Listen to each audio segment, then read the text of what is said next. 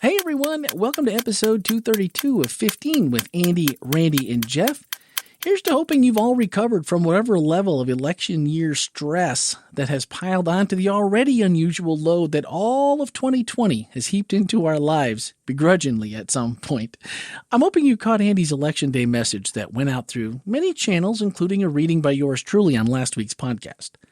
If you didn't get the email, or if you didn't get a chance to listen to last week's show, please press pause and go do that now. If you're still searching for a little perspective, go back and listen, and it might be what you need to get over the hump. I found it to be very insightful, and I think you will too. It feels good to have all of this, or at least for the most part, in the rearview mirror, and it reminds us that even though waiting is an unknown in length and outcome, God always has us in his hands, and we can look back on the other side of the wait and thank him for sustaining us and doing his transformative work during that time that allows us to not just survive, but really thrive during the wait. And this week, we continue with our While We Wait series. And so far as a review, we've looked at Abraham, Job, Joseph, Moses, Daniel, and now David. And in some ways, I think David maybe has had it worse than anyone else on the list so far. I mean, he's a teenager, right? And he's anointed as the next king of a great nation. And then immediately after this private anointing secretive service, he goes back to herding sheep. And then for like the next decade and a half, much of this is going to be full of supreme drama as the current king spends most of his trying to kill him, not even knowing it, that he's going to be the heir apparent. I mean, that's got to be torture. And David has to be thinking, did Samuel make a mistake? Did God make a mistake?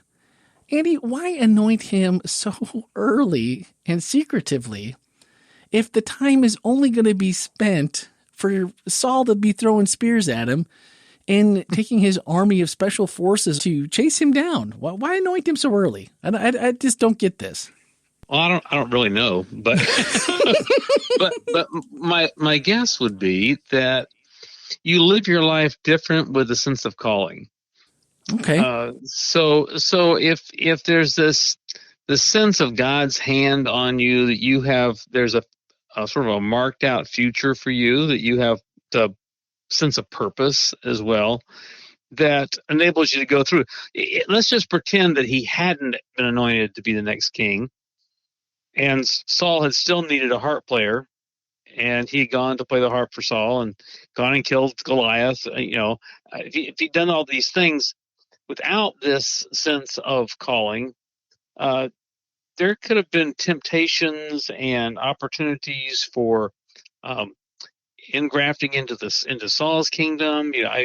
Who knows what could have happened? But knowing his destiny is to be the next king was sort of a protection to him as well from getting enmeshed in other opportunities.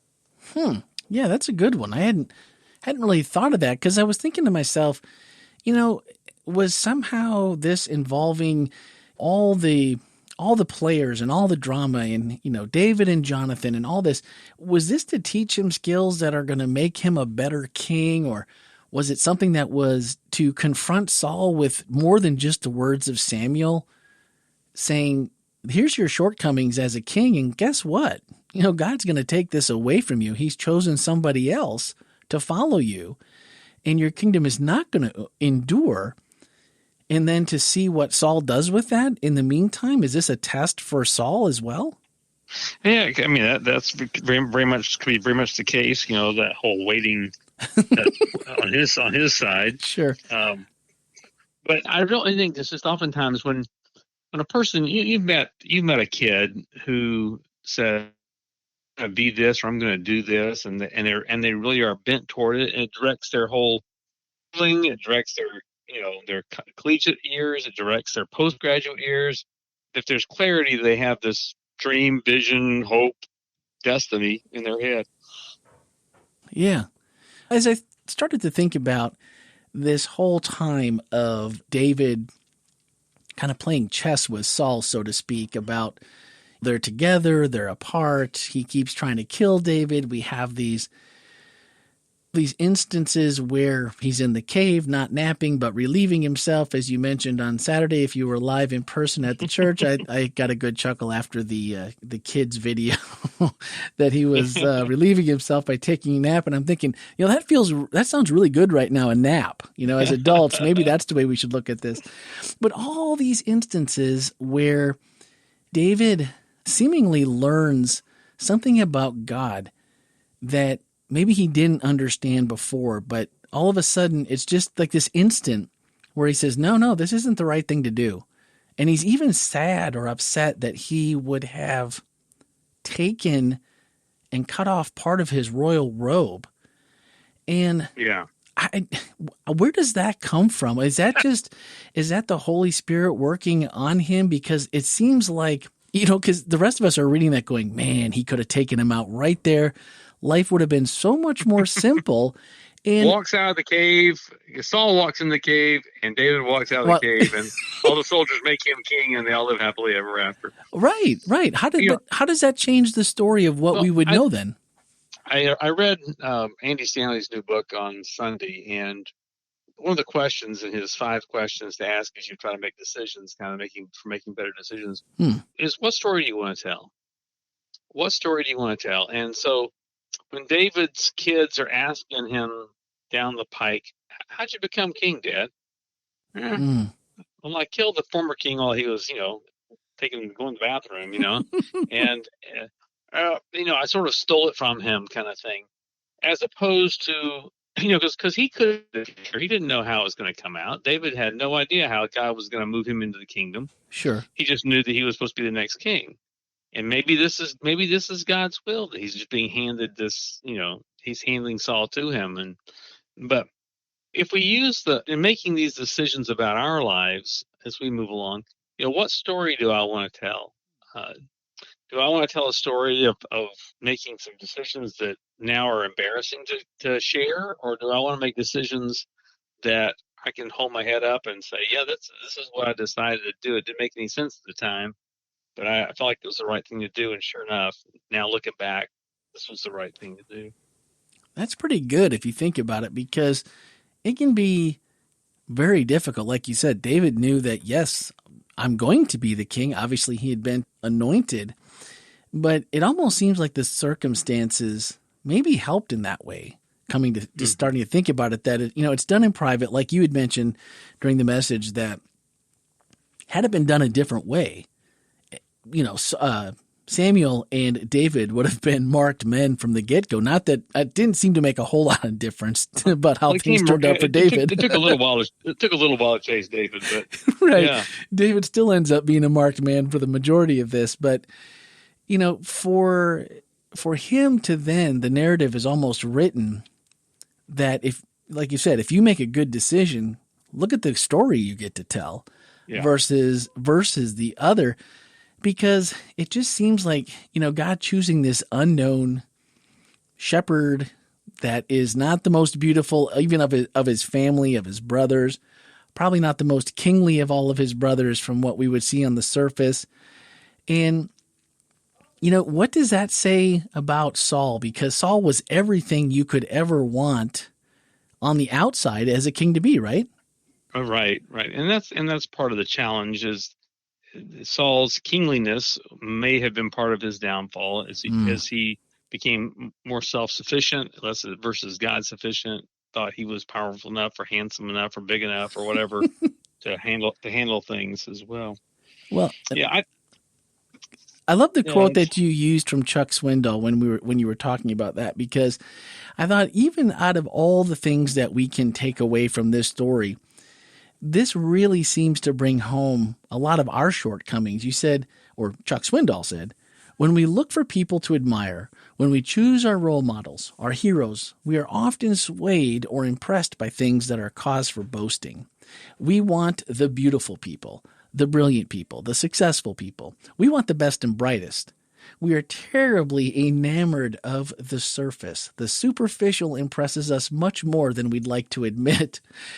And as you read it, you can immediately think of, think of your president, think of your pastor, think of the person who you want to lead a ministry, think of your spouse, right? You don't go after and go, man, I hope I can find the ugliest person in the world who has no personality and everything, right? That you can see. Mm-hmm. But I can't it just that one has kind of stuck with me since Saturday morning because I can't just help but wonder how many times we convince ourselves of someone's compatibility for anything inside and outside of our lives by these external criteria. And then we blame them for the shortfall in expectations when they're not met. Right. How often do we evaluate ourselves this way? Sure. And then, we think, like you always say, we think more of ourselves than we ought. That's a temptation. It's a temptation. Yeah. It just seems this story has been so hard for me to wrap my mind around in some ways in this part of the story through this idea of waiting, because so much of what David didn't know makes it so hard to make good decisions. Right. Because even if you know the end, how do you know what that's going to look like? How do you know when and how, and that the robe isn't the right time? Yeah. Well, I think part of it is David had a principle, whether we agree with it or not. He had a principle that he was simply going to honor the king. And that was part of who he was. And, even when the king's acting very poorly, he's chosen to say, no, this person is in a place of leadership, and I'm going to respect that role, even if I have a hard time with him. I think that if more of us could see and adopt a portion of that, even when it came to, just the fact that we finished up for the most part, there's just a few loose ends to tie up now, but the presidency, and of course we voted for our members of Congress and the Senate and all this. And, even when they don't act particularly well, or, they don't act in a way that would immediately make you think, man, that person deserves my respect. But to still, you can still vote them out of office, but you can still do it with treating them with respect or speaking about them with respect. Well, but that's hard. It is hard. And yet at the same time, there's really nothing to be lost by doing that. Yeah. Somehow we think if we can be disrespectful, and if we can be disrespectful, that there's somehow an advantage we gain by doing that. And in David's story, the advantage was gained by not doing that. Yeah. By choosing to say, okay, wait, this guy's trying to kill me. He's not just against me; he's actually trying to kill me. Yeah. And yet, his position and his place of honor will be respected in spite of that. So it really is a pretty amazing story. How do we know what David's? Maybe we don't. I don't think we do. But his routines or I know, or I'm assuming, I shouldn't say I know, I'm assuming that as a shepherd, you probably had a lot of time to think to yourself. Well, that's maybe probably where we got a lot of the Psalms. Right. Maybe where to pray. He's out there harp playing, writing some music. But it's got to be that time with God where he has the one-on-one time that makes him in that moment in the cave. He cuts it off. He cuts off the robe, could have killed him. And maybe that's what triggers the whole, nope, I'm not going to do that. Because the person that I commune with every day in my God, this doesn't feel right. So maybe, because I've been trying to find something that David did or was doing, or something to hold on to say this is how he came to that, other than just, well, he happened to make a good decision, because it can't be that simple that he just made that. And because he was headed to kill Abigail's husband and her whole household and everybody in the family when he was ticked off at Nabal, I think is his name anyway, and then she goes and meets him with all this food and says, pardon my husband, he's being a fool about this, basically, and I'll take care of you. And then later he marries her. But he thanks her in sort of in a wonderment of, what bad thing might I have done had you not come and done this? So, obviously, David was certainly not a perfect decision maker. He decided to the whole Bathsheba thing reveals that pretty clearly. Yeah. One of the things that really struck us, my wife and I were talking on Saturday afternoon about it a little bit, and one of the things that really struck us was the barbaric nature of the whole thing. Mm. I mean, it's just like they're out to kill each other.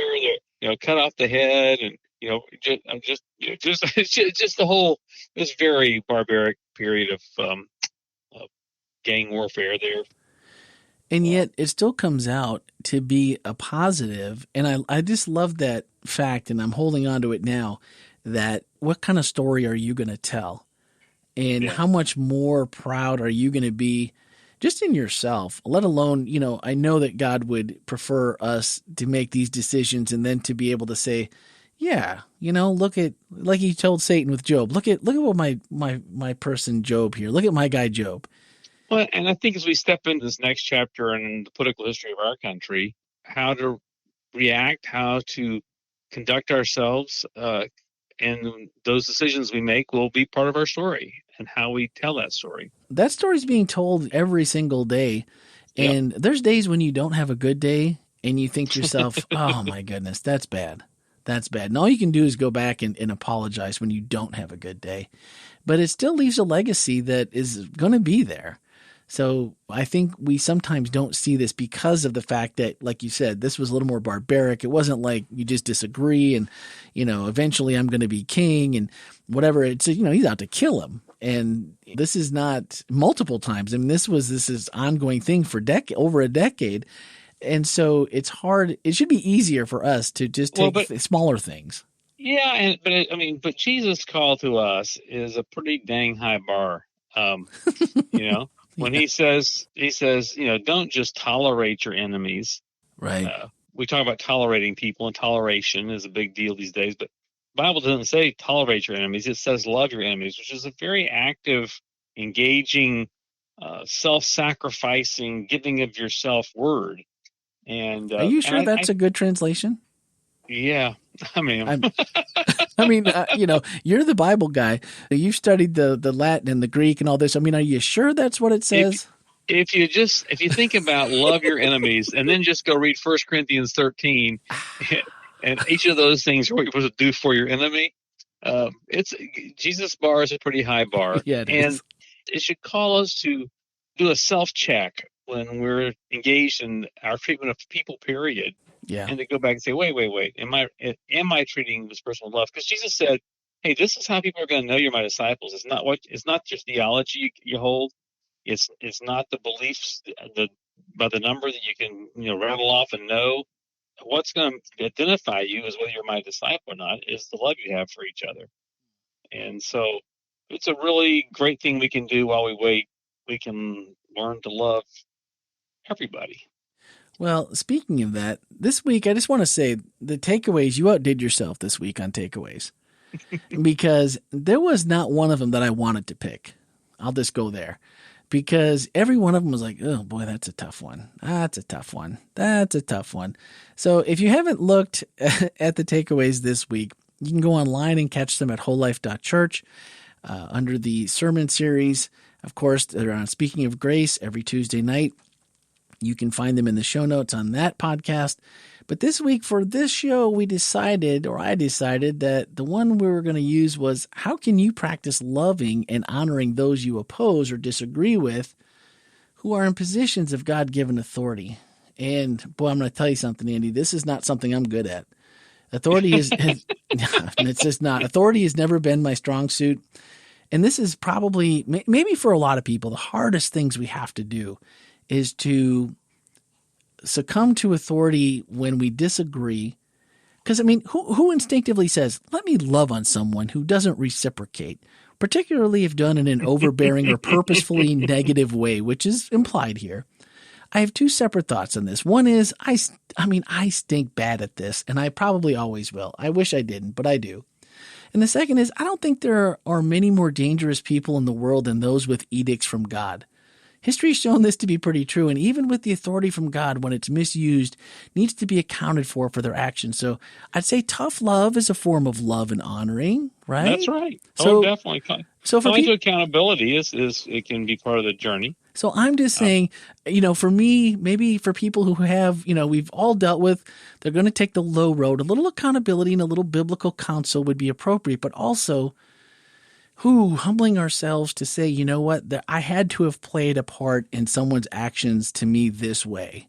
Yeah. And even if I haven't, if I can't figure it out, I still need to somehow find it to be like David, who's like, nope, I'm not going to do this. What's the story I want to tell? I like that. What's the story I want to tell? How, when this comes out, if it comes out, or if this situation were to be known to people, and it probably will because that's the way gossip works, how are people going to look at my reactions, my decisions, and my words that will get repeated?